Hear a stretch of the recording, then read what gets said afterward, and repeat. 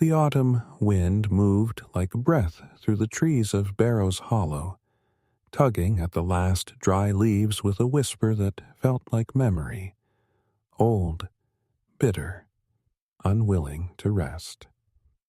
In this secluded corner of Pennsylvania, where paths were marked not by roads but by absence, of voices, of maps, of witness, stood a newly built schoolhouse of curious origin and stranger design. Barrow's Hollow School for the Young was a name only recently spoken aloud, and, even then, mostly in letters that arrived unannounced to households scattered across the colonies, 15 in all, each addressed in unfamiliar ink, bearing no sender, no seal, no explanation but this: Your child is gifted. We request their presence at Barrow's Hollow, September 1st, 1708. Let them become what they were before the world touched them. No return address, no instructions. Just a location inked too precisely, too confidently, as though the sender knew the land better than the living. Parents, puzzled but intrigued, some hopeful, some desperate, all burdened by the rare spark of a child who did not quite fit. Obliged, and so, in the early gray of that year's harvest dusk, they came. By carriage, by borrowed wagon, by foot, bundled in wool and apprehension. 15 children, ages ranging from 6 to 12, stepped through the wide gates of the hollow, flanked by oaks older than recollection, beneath a sky that seemed too heavy with silence. The school itself was peculiar. A 2-story stone building shaped more like a chapel than a place of learning, with large, thick windows that caught light but never returned it, and a copper bell atop its narrow tower that looked polished yet untested. There was no creak of rope, no echo of tolls. It had never rung. Waiting at the entrance was Miss Salka Morell, the headmistress. She stood nearly 6 feet tall, too tall for the era, with coal-black eyes and a complexion that suggested died. Neither youth nor age, but something stalled. A woman carved from something eternal, wrapped in a dress of midnight blue that never wrinkled. Her smile came too easily, her voice too calm. "Welcome, children," she said, her hands clasped behind her back, fingers twitching once, as if correcting a habit. "You have come to begin again." The parents were allowed only into the receiving parlor, where they signed a book none of them were shown the cover of. The children were led down hallways that stretched slightly longer than the building should allow, with doors that seemed to reappear even after they were passed. Miss Morell explained the rules with elegance. Breakfast before sunrise, lessons from dusk to noon, and silence during the hour of returning, which, she added without clarification, began when the hall clock rang backward. No one asked what that meant. The air felt too dense for questions. Their rooms were small but warm, lined with beds that all faced the same direction, away from the windows, and lit with lanterns that flickered even when unlit. The first few days passed in a daze of unfamiliar customs. Lessons were strange. Reading was taught in reverse order, sentences traced from end to beginning. Letters formed not on slates, but with one's fingers against the cold surface of a mirror. Mathematics began with division and ended in subtraction. "We begin with the breaking," Miss Morell would whisper. "We build only what time has not yet touched." The children noticed other oddities. The clocks ticked backward, their hands sweeping in defiance of sense, Each tick sounded slightly muffled, as though traveling through water. Meals were announced with the words farewell rather than blessing. Bedtime required the recitation of last thoughts instead of prayers, but it was only after the first week that the changes began. Thomas Everly, aged 10, was the tallest T of the group, a boy known for his strong shoulders and gravel-rough laugh. One morning, his clothes hung loose. His voice cracked upward rather than downward. He looked in the mirror and blinked at himself as though trying to recall something slipping from reach. Lila Brennan, a 12-year-old girl with golden curls and a journal full of poetry, began losing words, not just in speech, but in thought. She would open her notebook and stare at her writing with panic, unable to recognize her own penmanship. Her letters became shaky, her sentences looped inward. By the end of the second week, several children had regressed visibly. Height diminished, mannerism softened, teeth returned to gaps they had once outgrown. Thomas cried when he lost his second front tooth for the second time. The youngest, James Darnell, began babbling in the nursery tongue his mother had said he'd shed 2 years earlier. The staff gave no explanation. Miss Morrell only said, "Time here walks backward, children, and that is our mercy." But the children knew better. They whispered under their blankets, trembling. Marta swore she saw the paintings in the hallway change when no one was looking. Portraits of children with familiar eyes, younger in each new version. Others noticed their belongings shrinking, a coat grown too large, now stitched for a toddler, a shoe polished, now no longer theirs. And then the first child vanished. Eloise Carver, age 9, disappeared from her cot without a sound. The blankets were still warm. Her pillow still held the shape of her head. But beside her bed sat a pair of swaddled cloths and a toy rattle that none of the other children recognized. They searched for her, but Miss Morrell merely said, "She has gone back to where she was meant to be." The children began trying to write home, but the letters never seemed to leave.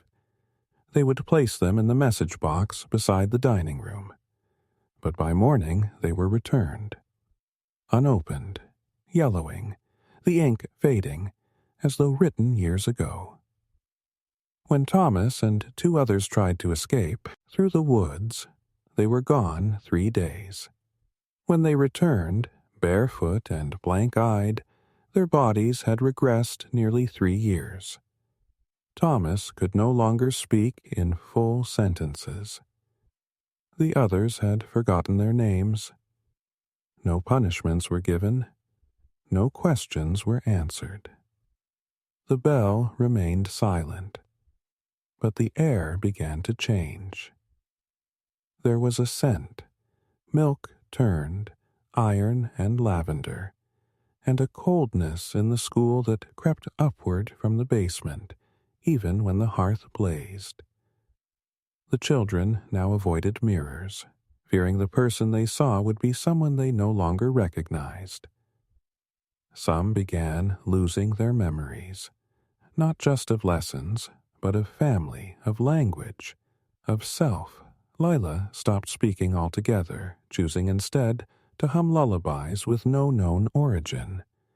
One night, Marta pointed at the headmistress and said, "She doesn't blink." And it was true. No one had ever seen her do so. In desperation, Elias Redgrave, the oldest and least affected, searched the headmistress's study and found a strange book behind a false panel in the wall. Its cover was bound in what looked like old crib linens, its spine sewn with baby teeth. Inside were diagrams of rituals, sketches of infants in classrooms, text written in a spiral from the page's edge inward. One chapter was titled The Rite of Unbecoming. Another read Returning to Pre-Self. There were references to a force beneath the school, the cradle below, and instructions on how to silence the bell so that time might be reversed in small, controlled doses. But the final page was blank, as if unwritten or unfinished. Elias understood then that they were not being taught, they were being prepared. They were not students, they were offerings. Time was not failing them. It was being devoured by something that lived beneath the school, something that needed children young, pure, and untouched by memory. That night, as frost crawled up the windows and the school grew quieter than death, Elias looked at the 15 empty chairs in the dining room and realized that only 8 remained filled. He watched as Lila, now barely 4 years old, stared at her bowl of milk with eyes that no longer held thought. He saw the others forgetting how to use forks, forgetting their names, their voices, their fears. He clenched the page he'd torn from the book, now hidden beneath his mattress, and whispered to himself a vow to uncover the truth. The next morning, a new set of blankets appeared in Eloise's bed, folded and marked with the stitched letter E. But when Elias turned them over, he found something horrifying. The embroidery on the corner read not Eloise, but expected. And in the hallway outside, the hall clock ticked once, not forward, not backward, but sideways, and then stopped. The silence that followed was not empty. It was listening. The air in Barrow's hollow school grew heavier as October bled into November, though no true autumn touched the leaves outside. The forest remained eternally still, as if caught in some haunted breath that refused to release. The children, now fewer in number and smaller in stature, could no longer count their days properly, because the clocks refused to help them.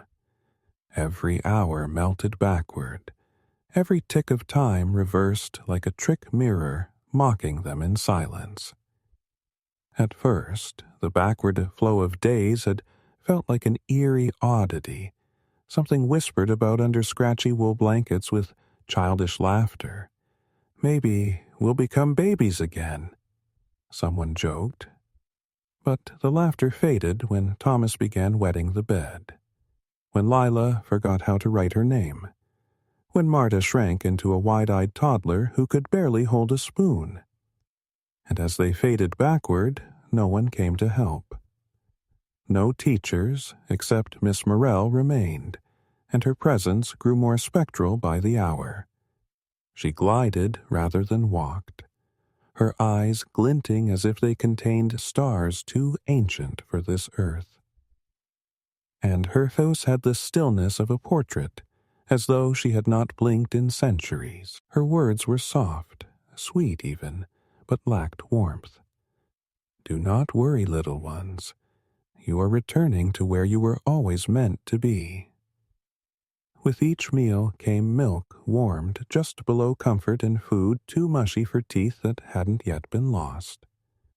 The older students, now aged down to barely 8 or 7, began to dread sleep because every time they awoke, something more had been taken from them.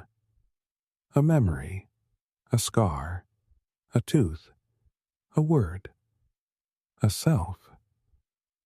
And then came the discovery of the door. The hallway on the second floor had always felt strange, even more so than the rest of the school. It was slightly colder, the lanterns flickered more violently, and the shadows lingered longer than they should. One morning, after Marta vanished mid-sentence during breakfast, her spoon still spinning slowly in her bowl, Elias noticed a faint chalk arrow drawn on the floor pointing toward a door that hadn't been there the day before.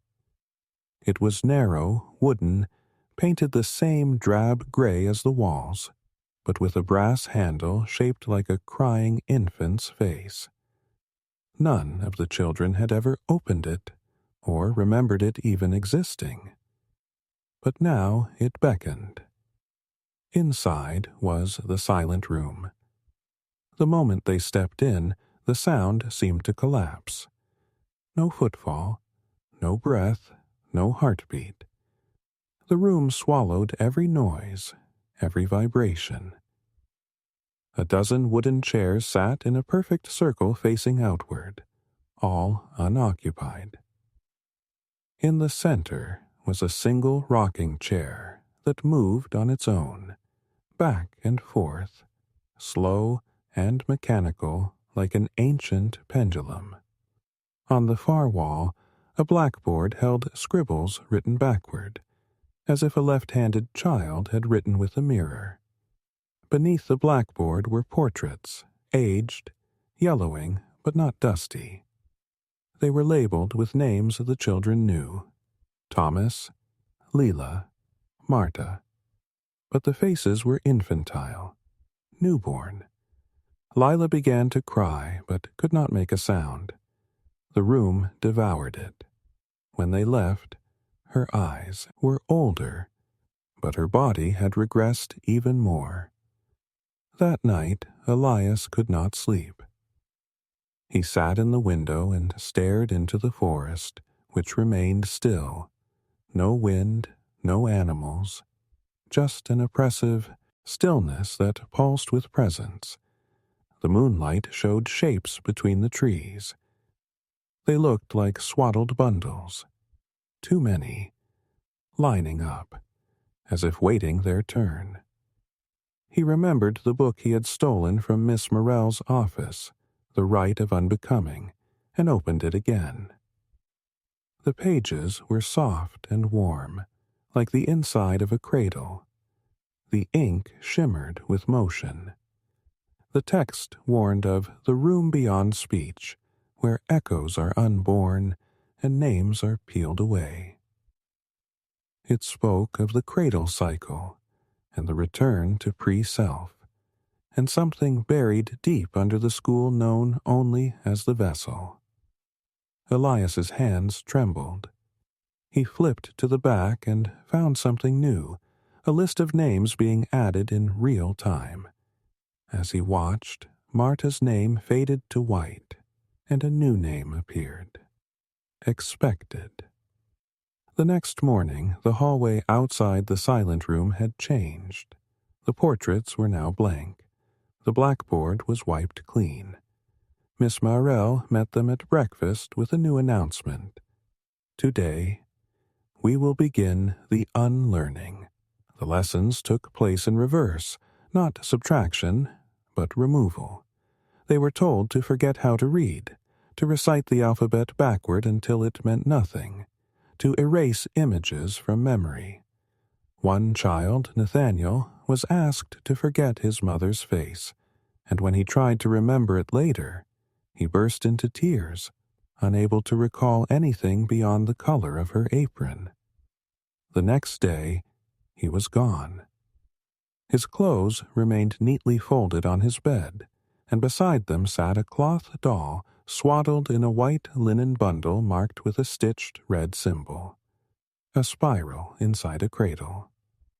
The children began hiding things to remember themselves, scratching their initials behind bedposts, tying knots into their sleeves, whispering their names to each other before sleep. But those things began to vanish too. Elias's initials faded overnight. Lila's knotted dress was replaced with one too small for her growing bod. Now barely the size of a 5-year-old. The only consistency was the cold. It seeped up from the floorboards. And then came the dreams, visions of a room beneath the school carved from stone, where babies wept in silence while unseen hands rocked them in giant cribs. dreams of a woman with no face pressing her finger to their lips and whispering, "Shh, shh, you're not meant to remember." Elias grew desperate. He searched the library, the kitchen, even the locked cellar door at the end of the hall. One night, he forced it open with a poker and found a stairwell that descended too far. It took him to a place the book had only called the memory pit. There were no bodies, just toys. Stacks of baby shoes, dolls, rattles, blankets, all embroidered with names now forgotten. At the center stood a pedestal with an open book. It was empty, but as Elias stepped closer, ink began to write itself. It said, "You are the last who knows. When you forget, the cycle completes." Elias backed away, but behind him he heard something soft, breathing. Turning, he saw Miss Morel. She stood perfectly still, hands folded, watching him with those unfathomable eyes. "You shouldn't be here," she said gently, "but it's all right. You won't remember in the morning." Elias ran. He didn't remember reaching his room, but when he awoke, the book was gone. His hands were smaller, his voice higher, and on his pillow was a note that read, "Soon you will be ready for the crib below." Panic gripped him. He told the others, those who could still understand.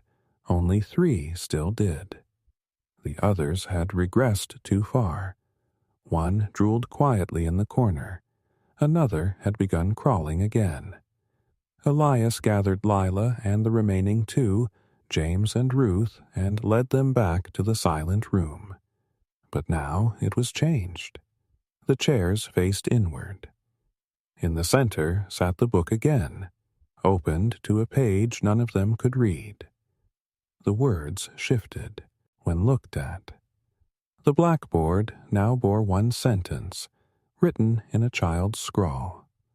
"To return is to disappear." And above the doorway, carved into the arch, was a phrase burned into the wood. "The bell tolls not for time, but for forgetting." Outside the room, the hallway flickered. Lights dimmed. Shadows moved. And slowly, from the end of the corridor, they heard the first sound the school had made in weeks. A creak. Not from a door, but from a cradle rocking. It was coming from below. The cold arrived before the calendar said it should, slipping into Barrow's hollow like breath through a cracked cradle, though no snow ever touched the strange clearing where the school stood. Outside the windows, the world never changed. Only the same frozen trees bathed in an amber glow, like a lantern's flame suspended in oil, and the school grounds looked painted rather than lived in. The sky remained a motionless bronze above the rooftop, and no clouds ever passed. Inside, the walls whispered more now, and the few remaining children had stopped speaking in full sentences. From the original 15, only 5 remained: Elias, Lila, James, Marta, and the boy once known as Otto, who now cried whenever light touched his face. The rest had not so much disappeared as regressed. Beds once made with folded blankets now held rattles and onesies. Desks were replaced by wooden stacking blocks. The cribs in the attic were full, not with children, but with small shapes wrapped in muslin, pulsing softly, like swaddled hearts. They didn't breathe air. They dreamed, twitching to rhythms that didn't match the ticking grandfather clock in the hallway, a clock that now ticked louder, slower, then faster again, as if trying to relearn the meaning of time. Elias noticed that every object he touched seemed slightly altered each day. Wood grain ran backward, ink dried in reverse, and food on his plate returned to its raw form before rotting. Marta had vanished 2 weeks prior, but was now back, found one morning seated at the breakfast table, her eyes glossy and unfocused, her skin impossibly smutty, buff and pink, like a newborn's. Though she wore her school uniform and carried a spoon she no longer knew how to use. James was no longer able to chew bread. His teeth, once slightly crooked, had softened, and some had fallen out, leaving only swollen gums and the sound of wet lapping. Lila hadn't spoken in days. She stared constantly at the wall where once there had been a painting of St. Bartholomew. But now it showed a cradle made of stone surrounded by infants without faces. Elias began to hear whispers at night, the words of the missing children, or perhaps of things they had become, saying things like, "almost ready," and "the soft place calls you back." One night, while exploring the north wing alone, Elias found a book in the small forbidden library that only Miss Morrell used. The cover was stitched from something leathery and pliable, with letters that shimmered then vanished if stared at too long. Inside he saw sketches of a great crib, not a cradle, but a vessel carved from a single block of black stone, shaped like a baptismal font but deeper, more ancient, inscribed with spiral patterns and thorny lettering in reverse Latin. It was not a place to rest. It was a place to erase. The margins of the book held scrawls in trembling ink. It feeds not on years, but on becoming. Regression is not death, it is offering. And beneath that, never look inside the crib while awake. Elias tore out a single page before the book sealed shut like a clam under a hot hand. That night he gathered the others, James, whose chin now quivered without reason, Lila, who blinked only once every 10 seconds, Marta, who followed them without question but looked past them like someone tracking a dream, Otto, now reduced to a bundle of blankets and whimpers, left behind in the nursery upstairs. Together they crept past the classrooms, past the stairway carved with reversed scripture toe, had bled chalk dust like dead skin. In the lowest hall was a door that had never opened before, but that night it stood ajar. Beyond it, the basement, stone steps bent downward into blackness thick as smoke. The air changed as they descended, no longer cold, but warm, wet, and cloyingly sweet, like milk left too long in a cradle's bottle.